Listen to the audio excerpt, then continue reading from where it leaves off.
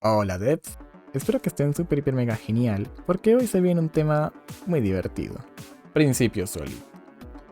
Hablar de Principio Solid puede ser un poco complejo, ¿saben? Entonces me gustaría abarcar este tema como en una charla, donde tú eres un dev, yo soy un dev y estamos aquí bien tú suave, bien tranquilo, en confianza y llega el tema de que vamos a hablar de Principio Solid como cualquier conversación normal. Oye, hablemos de Principio Solid. Así como en una conversación normal, yo les preguntaría como ¿por qué están aquí? ¿Es porque su código es tan extenso que ya no lo pueden mantener? ¿O es porque su profesor de software los mandó aquí? ¿O porque el senior hizo un code review y están en problemas? Cualquiera de esos casos viene genial con este tema para empezar a hablar de este tema porque es el problema central que tuvieron los primeros desarrolladores y a día de hoy también lo siguen teniendo, pero ya hay solución.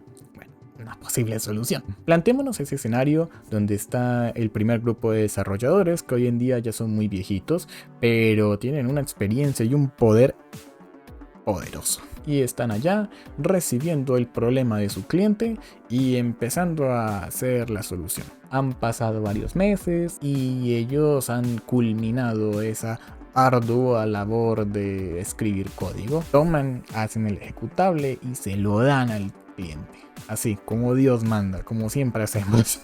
Mentiras, no lo hacemos así. Y el cliente dice, wow, qué genial, este software viene de pelos. Allí dando vuelticas y tales, probando, experimentándolo y boom, tuvo un error. Pues se lo tienen que devolver a los desarrolladores y decirles, miren señores, por favor, resuélvame en esto no ya tenía que ir así, tenía que ser asa. Entonces el grupo de desarrolladores dice, uy, bueno, pues tendremos que demorarnos un poco porque eso tenemos que ir a buscarlo entre las inmensas líneas de código que hemos hecho y que solo nosotros entendemos, y la persona que la entendía era Kevin y Kevin ya no está. A las 2 semanas el cliente les dice, ahora quiero que el software haga esto. Por supuesto se cobra por eso.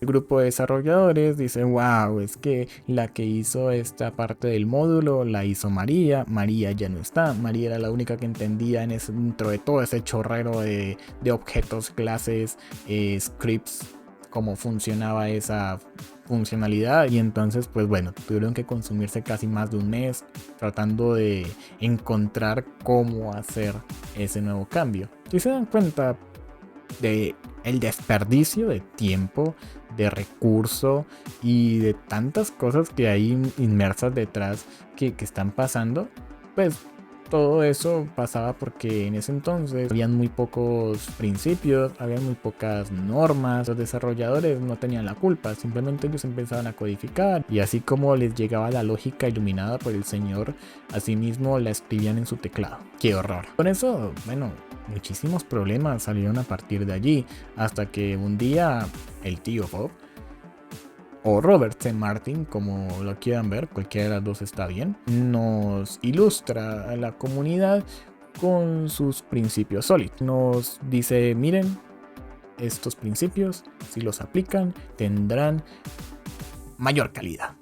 Calidad se refiere a atributos de calidad. Eso es un tema para otro video, pero sí, a eso se refiere con calidad. A todos nos conviene de que nuestro producto tenga atributos de calidad bien definidos. No que tenga todos, porque nunca los va a tener todos, pero los pocos que sí tenga funcionan y funcionan muy bien. Sí. Estos principios SOLID constan de 5 letras, S-O-L-I-D, de 5... No lo llamaría como algo obligatorio que se tiene que cumplir, porque tengamos en cuenta que cada problema es un contexto diferente que utiliza normas diferentes y en muchos casos los principios tienden a ser como que no tienen razón de estar ahí, por eso no se cumplen como normas, sino como sugerencias. Veanlo más así. Allí reside porque hay que comprenderlos, que no en todos los casos vamos a poder aplicarlos. Ahora vamos a ver en código cómo son estos principios, cada una de las letras, qué significa y cómo se puede aplicar. Lo genial de estos principios es que son diseñados para no ser tan complejos y fáciles de entender a la primera. Así que no se preocupen y vamos a disfrutar de este viaje. Iniciemos con el principio de responsabilidad única. Dicta que cada clase, cada componente, cada módulo que tú tengas en tu proyecto tiene que tener una responsabilidad única, un fin único, no debería de interferir con las otras clases, ni mucho menos debería de depender de otras para funcionar correctamente. Aquí tenemos una clase muy robusta que tiene muchos métodos. Aquí si se fijan pues podría haber más lógica, pero si hubiera más no me alcanzaría en la pantalla y de eso de pronto irían 200, 300 líneas de código, porque fíjense que estoy viendo por acá un sistema de notificaciones que envía un correo. Para hacer esa lógica, bueno, puede ser algo extenso, a lo mismo que hacer registros o hacer reportes. Vamos a desglosar esto un poco más. Miren, aquí tenemos que en esta clase participan funcionalidades de venta, de registro, de notificaciones, devoluciones, reportes, inventarios. Vaya, esto está hecho un sancocho, como se dice aquí en Colombia, que se refiere a que hay muchas cosas juntas en un solo lugar. Veamos cómo el principio nos ayuda a resolver este problema. Él nos dice que podemos separar todos estos componentes, todas esas funcionalidades en clases independientes donde puedan estar sus funcionalidades sin perjudicar a las demás. ¿Qué es lo chévere de esto? Que facilita la mantenibilidad del código. Es que si llega a fallar en algún lado, pues simplemente ya sabes a dónde ir y qué cambiar. No tienes que ir a mirar entre todas las líneas de código, ni mucho menos tienes que perderte en entender el por qué, porque ya sabes que si es un problema en la venta, sabes que tienes que ir a las clases de ventas y allí buscar el error. También te facilita la reutilización de código y la prueba del código. No todo el código que creas tiene que ser testeado. Los contras es que puede requerir más tiempo, claro, porque ahora toda tu lógica va a estar separada. Va a tener un mayor aumento en la complejidad del sistema, claro, porque ahora tendrás que ingeniarte cómo conectar todas esas clases, todas esas funcionalidades, bueno, como hayas dividido tu sistema para realmente que funcione como debería de funcionar. También puede dificultar la implementación de ciertas funcionalidades, de pronto que necesitaban dos en conjunto, pues tendrás que ingeniarte una forma para poder resolverlo. Para los siguientes principios vamos a necesitar unos presaberes. En este caso son unas técnicas de diseño, la encapsulación, el polimorfismo y la abstracción. Todo esto para que le saques el mayor jugo a estos principios que vienen a continuación. El principio de abierto o cerrado dice que tu sistema debe estar construido de tal manera que pueda ser extendido pero no modificado.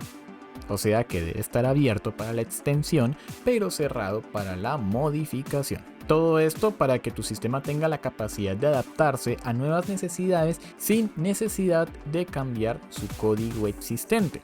Este problema que tenemos aquí es un gestor de órdenes. Imaginemos que hay una clase superior como gestor de órdenes que puede aceptar una orden o cancelar una orden, y dentro de esta utiliza una clase llamada orden que precisamente tiene un producto, una cantidad, y tiene un método que te ayuda a calcular el precio por la cantidad. Ahora resulta que hay un problema. Supongamos que más adelante el problema exige que la orden pueda calcular el total de muchos productos. En la orden inicial solamente puede calcular el total de un producto. Ahora queremos que sea multiproductos y múltiples cantidades. Ahora, el principio nos dice que no tenemos que alterar la lógica que ya tenemos. Antes, por el contrario, tenemos que extenderla.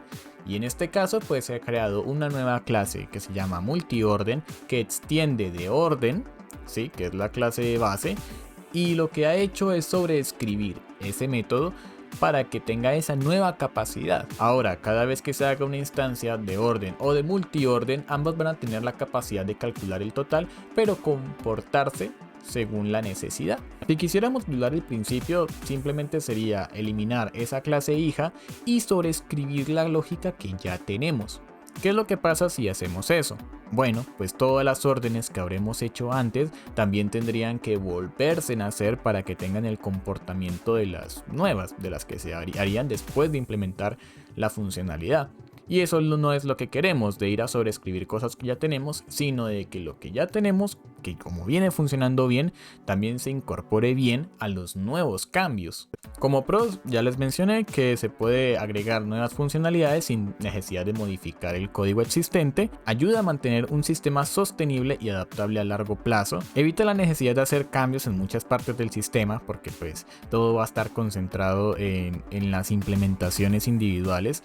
Esto también favorece mucho la reutilización de código y pues puedas controlar todas estas variantes sin necesidad de hacer todo el código desde cero. Como contra, claramente va a ser mucho más difícil implementarse en algunos casos. Puede que haga que tu código sea un poco más complejo de entender, porque vas a tener muchas más clases y por supuesto va a obligar a que tu equipo conozca el principio. Porque si no, ellos te van a preguntar, oye, ¿por qué estás haciendo polimorfismo acá? Y tú pues les vas a decir, mira, es que yo quiero conservar la lógica que ya tenemos porque está funcionando bien, pero no podemos alterarla por ir a hacer un cambio adicional. Entonces ellos van a decir, ah, bueno, ok. El principio de sustitución del scope es un poco interesante, porque todas estas clases hijas que vas sacando tienen que tener coherencia con el padre. Este principio por lo general se explica con un meme, que es un meme de unos patos, que dice que si el padre hace quack, el hijo también debería de hacer quack. No debería de ir a hacer miau.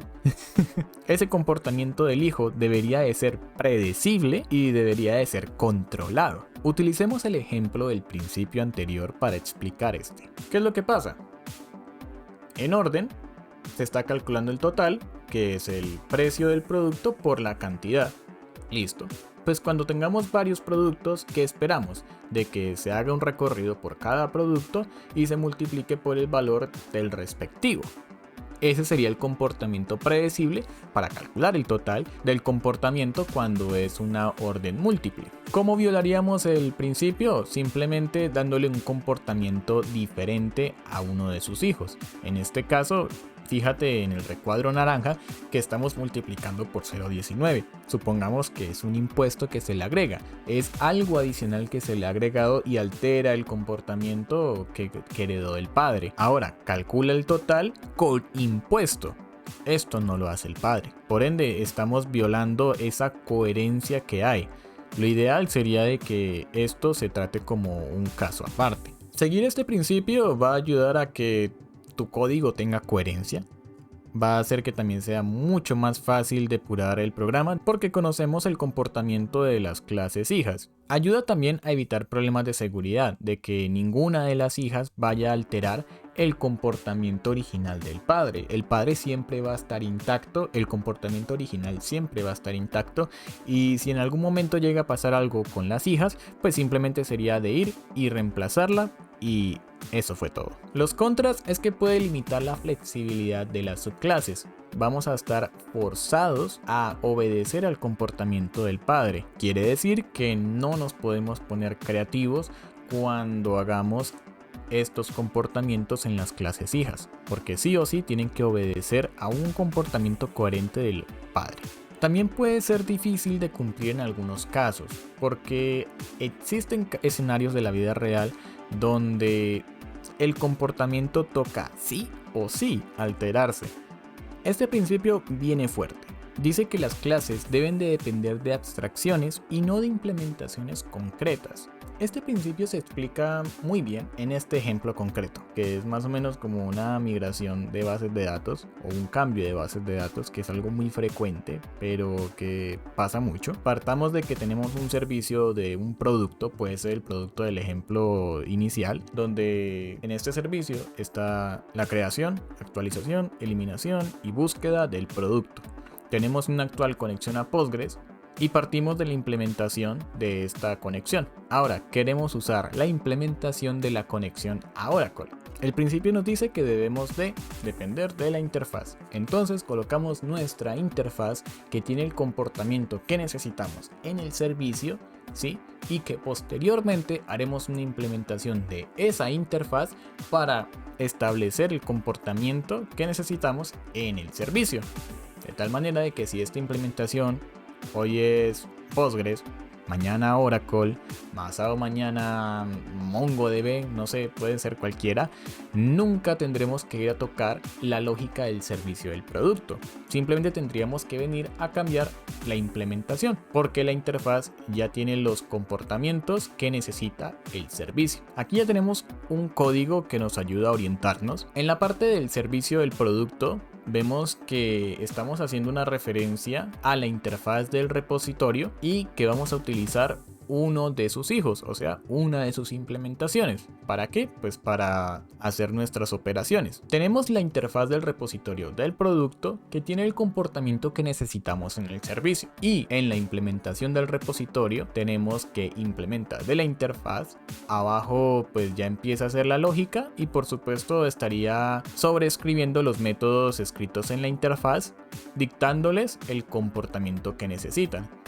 Si algún día cambiamos la base de datos, pues simplemente cambiamos el atributo de la conexión y hacemos una nueva lógica, pero seguimos conservando los mismos comportamientos que nos dictaminó la interfaz. Así, cuando los utilicemos en el servicio del producto, pues simplemente no tendremos que cambiar nada de allá, ni una sola línea.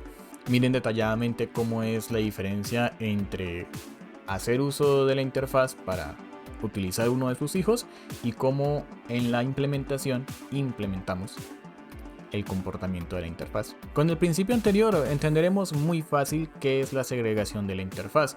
Este principio es muy interesante porque dice que todas nuestras interfaces tienen que tener coherencia, tienen que ser concretas y no pueden desviarse de su principio o para el comportamiento que fueron creadas. Reutilicemos el ejemplo anterior y observemos la interfaz. La interfaz fue creada exclusivamente para funcionar como comportamiento del repositorio del producto. Ya habíamos dicho que en ese repositorio solamente irían operaciones de crear, actualizar, eliminar, que donde cualquier otra persona que venga a mirar este código sabrá a qué hace referencia esa interfaz y qué comportamientos concretos tendrá. Ahora, algo muy importante, y es que todas las implementaciones que existan de esta interfaz tienen que tener coherencia con la interfaz y también no pueden depender de clases externas. ¿Cómo se podría violar este principio?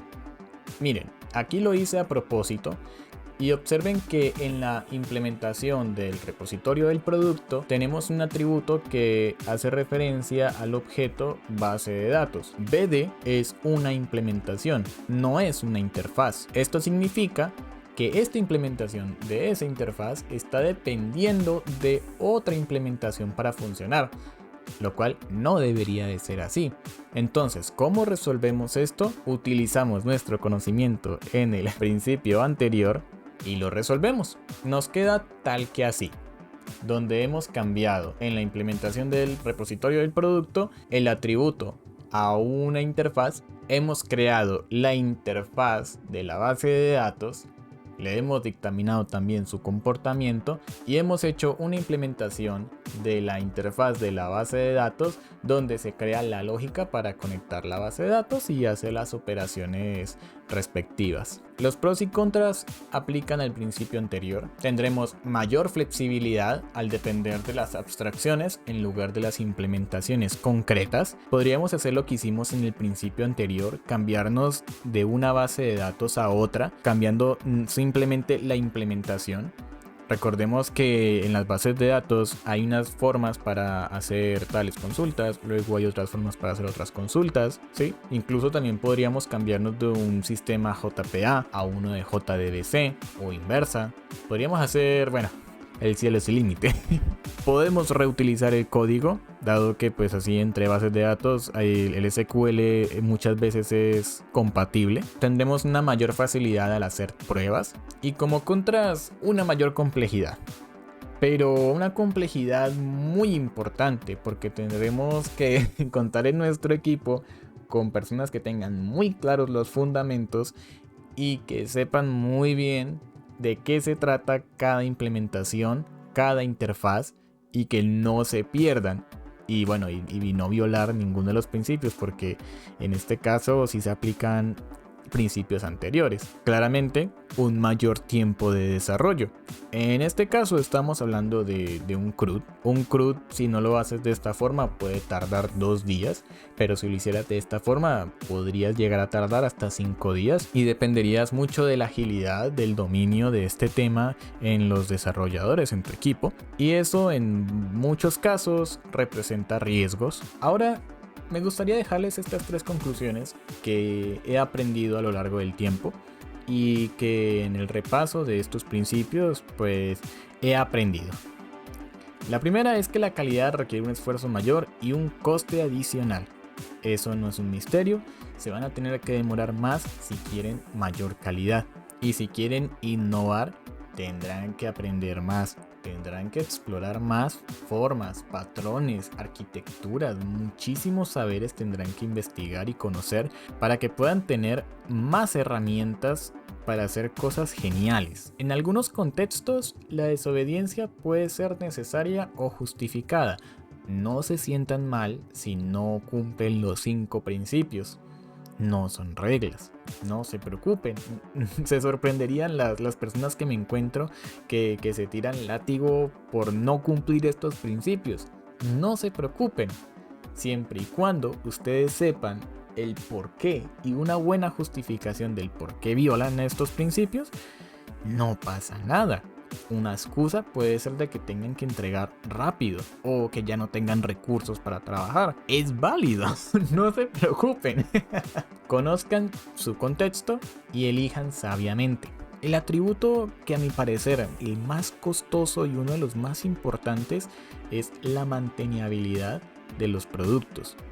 ¿Por qué? Porque después del desarrollo, después de la culminación, es que vienen las modificaciones, es que vienen los nuevos deseos del cliente. Entonces allí es donde uno se da cuenta qué tan valioso se vuelve esto. Y ya yo voy a dejar que ustedes mismos se den cuenta cuando lo apliquen y digan, bueno, a ver esto de qué sirve aprenderlo.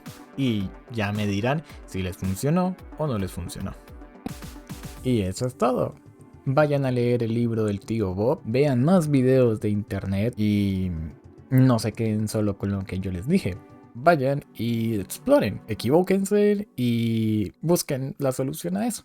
Porque eso es lo divertido de todo esto, ¿no? Chao.